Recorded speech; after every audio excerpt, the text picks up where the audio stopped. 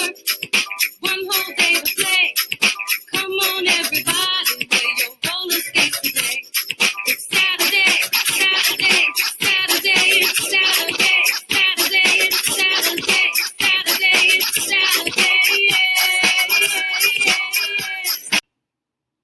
Hello, friends, and welcome to another episode of Career Exploration Saturday. I'm your host, Ebony Tyler. I have real conversations with real people about real jobs. So this week, another big shout out to my sister cousin Dina for recommending this week's guest, Tosha Porche. Tosha is an insurance litigator with over 20 years of experience in automobile claims adjustments. She works for a very big firm.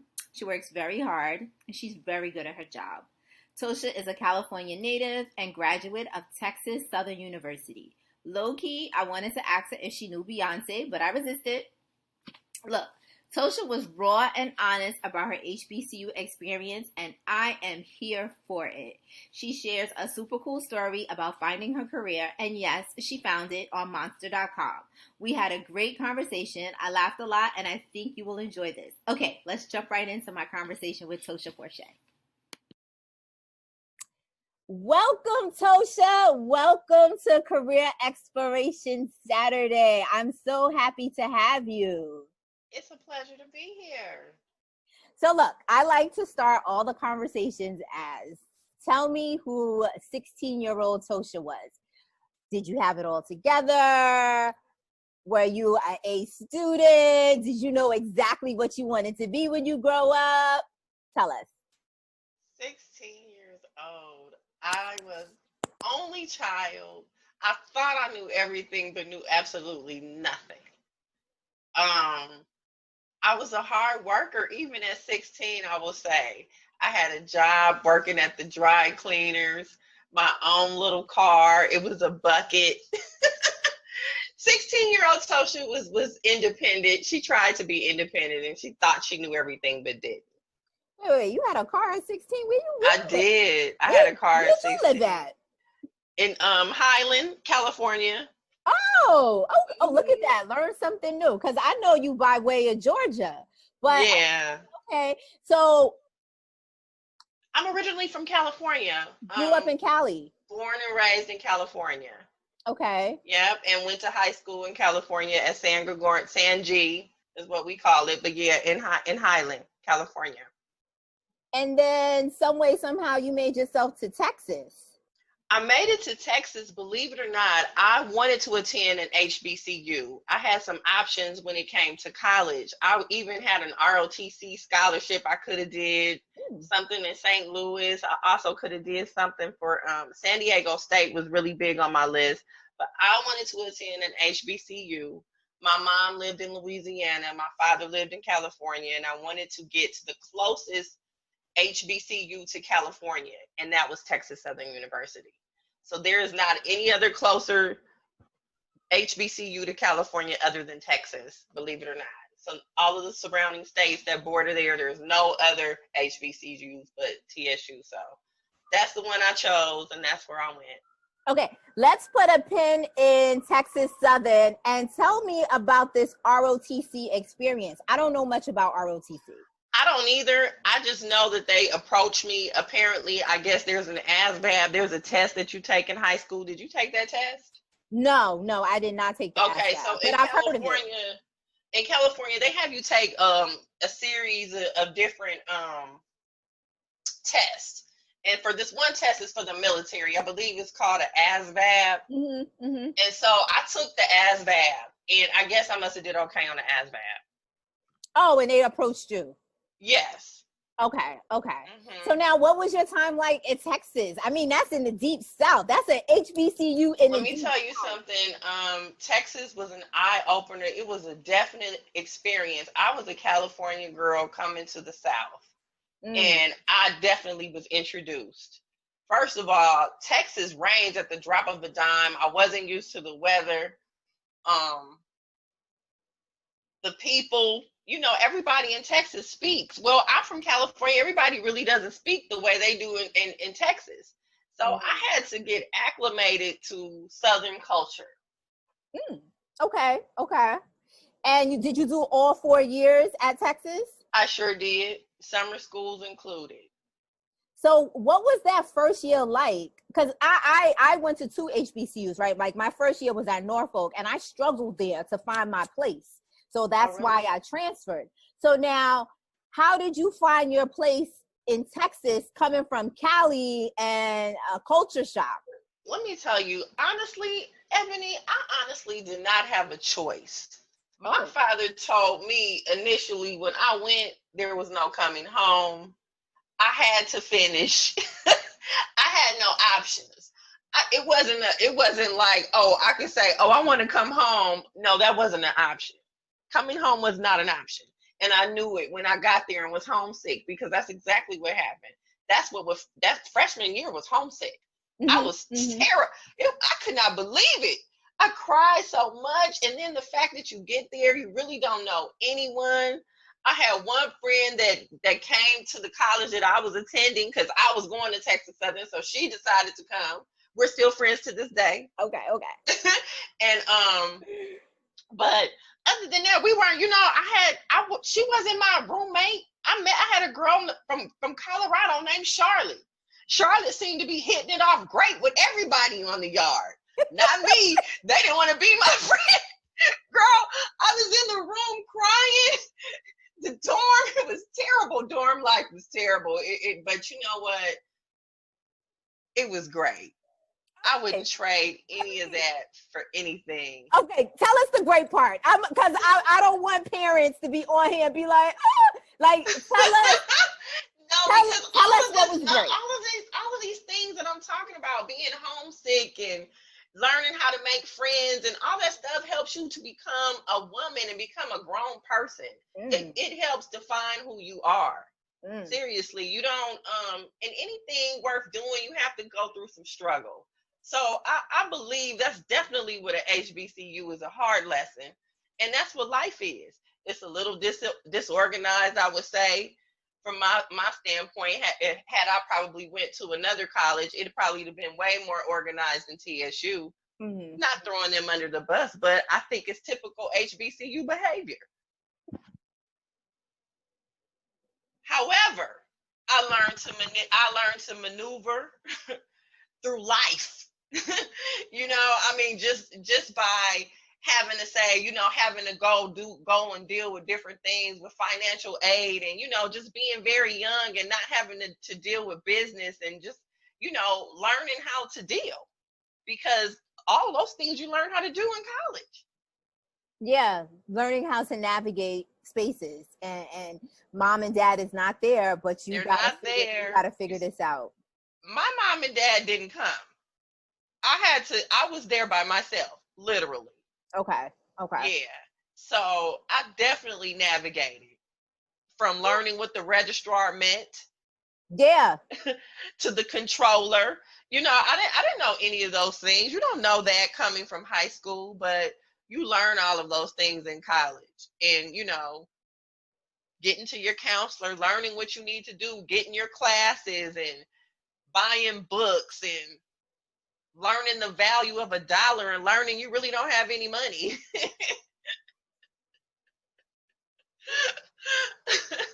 I remember those days. I do. Okay, look. So you graduated Texas Southern University with a bachelor's degree in healthcare administration, but you are an insurance litigator. How? Fast forward. So you get out of college, and yes, I wanted to own my own Black skilled healthcare nursing facility. I think I still have a model in my mind on how I wanted this nursing facility, but that's not how life happened. And when you get out, hospitals are not hiring people straight out of college to become administrators. You have to have experience. You need to know someone. Um, and even starting out at the hospital level, the money that they were offering for someone, starting out, it wasn't what I expected. I Mm. would say the salary range was just way, way, way below. And so what I did was, when I got out of college, I really needed to find a career. So I started looking, and getting on things such as monster.com. I remember, um, and actually just looking for people that looking for companies that were looking for recent college graduates. Okay.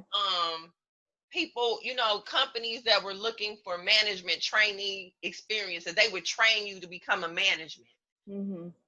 Just going off of companies that were just looking for college graduates is how I stumbled upon Enterprise Rent-A-Car.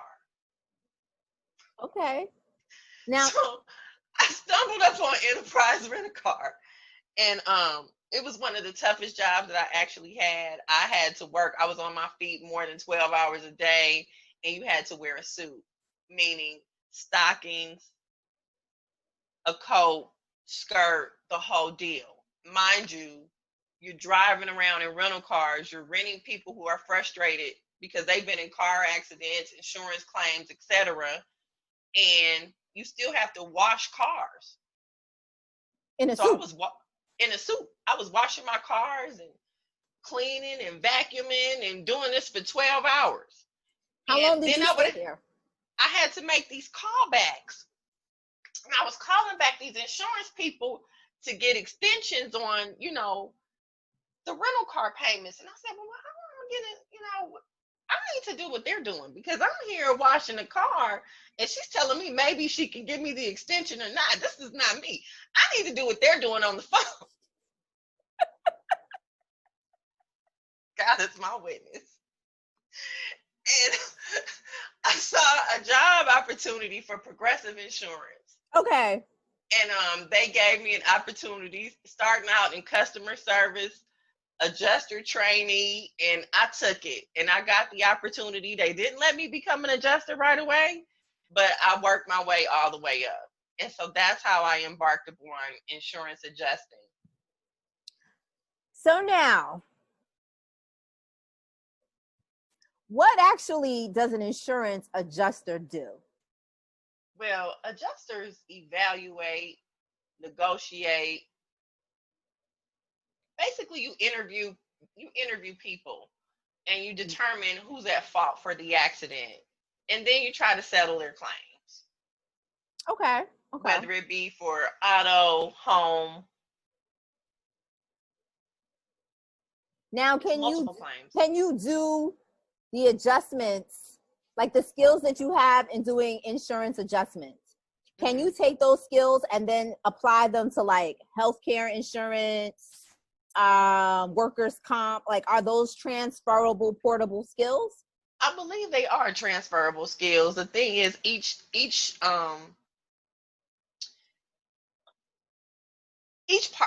like workers comp has their own entity. Like it's a different set of rules or a different set of policy that they go under, abide by, as opposed to auto or dental or healthcare. Okay. It's all different. But I believe if you have the central skill of being able to negotiate and knowing what a claim is, that you can pretty much handle any sort of claim, whether it be homeowners, auto, health. Now, I asked Tosha to send me her bio, and Tosha sent me her resume. Tosha, and I was like, which was cool. Because some people it's just working, right? Yeah. So I'm looking at your resume, and you are licensed in 16 states. Yeah, it's probably more than that now, but yeah. Tell us why you need to be licensed in so many states. And does that mean that you can just, like, if you needed to leave where you are, you can go to another state and you could get it popping? Well, yeah, definitely. The thing is, you have to, like, I'm domiciled in Georgia because I reside in Atlanta, Georgia. However, say for example, if I want to move to Arizona, then I have an Arizona license, but my domicile license is in Georgia. I would just have to apply for the Arizona. Even though I have an Arizona license, I would have to apply to say that I stay there. So yeah, the license can be reciprocal. Okay. Now, what's like a typical day like for you? My days are busy. it's full of deadlines. It's full of stress. You have a lot of people, attorneys calling, and not necessarily, well, you have them calling, and you have lawsuits, and so you're trying to read things and making sure they're not putting anything sneaky to try to do anything to trip the company up, because one false move could be, it could cost millions of dollars. That's just one claim. So you try to protect the company as much as you can, as well as, the people that we insure, and try to do the best that you can with whatever type of injury. I might basically deal with injuries, but you just try to do the best that you can. So now, since I've known you, well, not actually since I've known you, but pre-COVID and for the last couple of years, you have been working remotely. Yes. What is that like? And can you help some of us who struggle with being in this remote space? I think Zoom is a good thing. I think instant message is wonderful. I think being organized and just, doing something that you love to do helps. And you have to be dedicated. And I would also say, make sure that you take breaks. Take breaks, because that helps you, even if you just go outside for a minute. And I think by us working from home, sometimes it kind of, your lunch kind of like goes into work. But I think that you should take that time, because, whether you know it or not, I think taking time away and then coming back, you actually do better. So you have like a schedule of how you run your day? Actually, I do. I wake up early enough so that I can go and try to get some exercise in, and then I come back and try to start my day. Okay.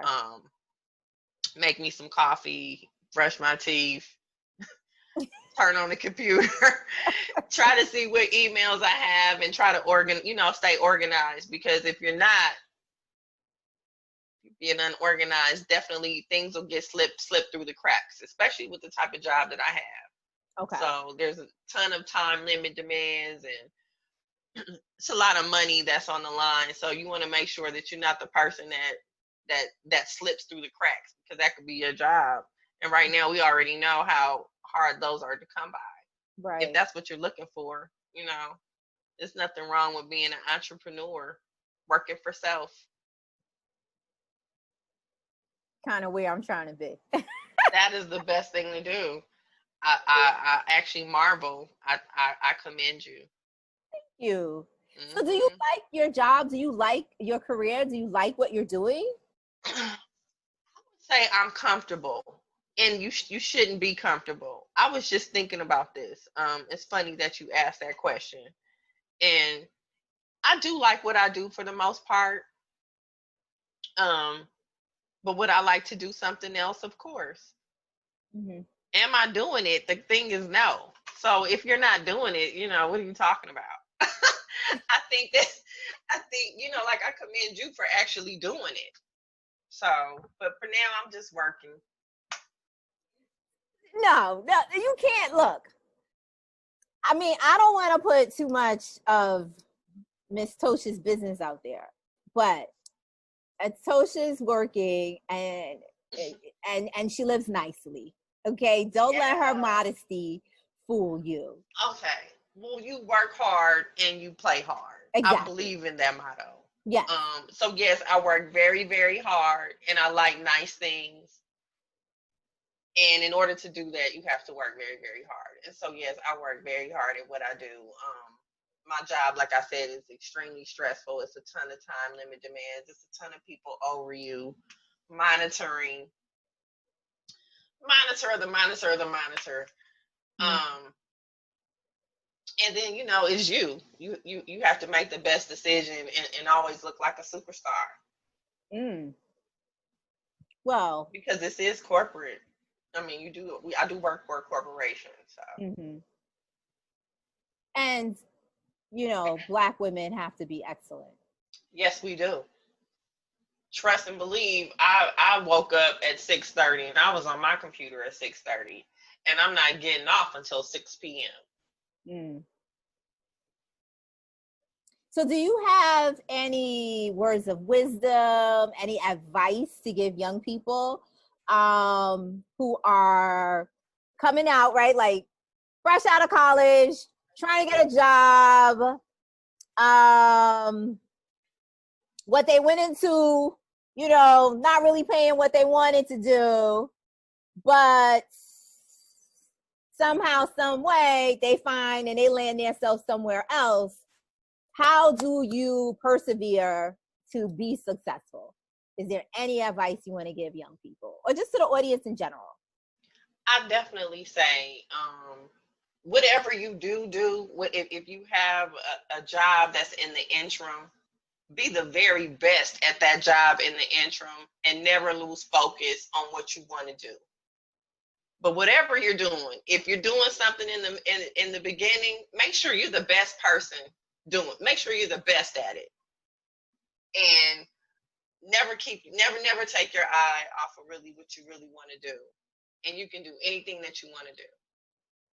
You know what, Tosha? I think we are going to leave it there. Thank you so much for your time. Thank you, Ebony. Now, listen, people, Tosha is not about those socials, so we're not giving up her socials, okay? You're just going to have to enjoy this conversation with Tosha. Thank you, Ebony. I appreciate you guys. Thank you. Thank you, Tosha. Tell me y'all didn't laugh a little, right? You guys, there was some chuckles there, right? She was real and honest. All right, so some key takeaways for me from the conversation was, 1, anything worth doing is going to have some struggle. Learning how to navigate makes you an adult. 2, if you want to be in management, look for a company that'll train you. And yes, you may have to wash some cars in a suit, but you can get to that office too. And 3, be organized, dedicated, and take breaks to be the best remote worker you can be. Thank you, Tosha. I adore you. So, Liberated Success Community, not going to hold you long today. Just know that we are growing and big things are in the works, and I can't wait to share. So shout out to Dawn and Lloyd for your donations this week. Thank you so much. You know where to find the GoFundMe link. It's the first comment on Facebook. It's a pinned tweet on Twitter. It's in my bio on IG. And have y'all checked out my website because it's there too. And I am still accepting students for career counseling sessions, especially since we're going to be moving into remote learning for the fall. You want to get on my calendar. You want to have your young person on my calendar so that, you know, I can help them make a liberated career choice. All right, Liberating Success Community, thanks for watching to the end. You know, sometimes I'm long, sometimes I'm short. Folks love to talk. I love to talk. You know what we got to do? We got to save ourselves. Wear your mask, wash your hands, socially distance, all Black Lives Matter, and vote Biden and Harris. See you next week. Bye.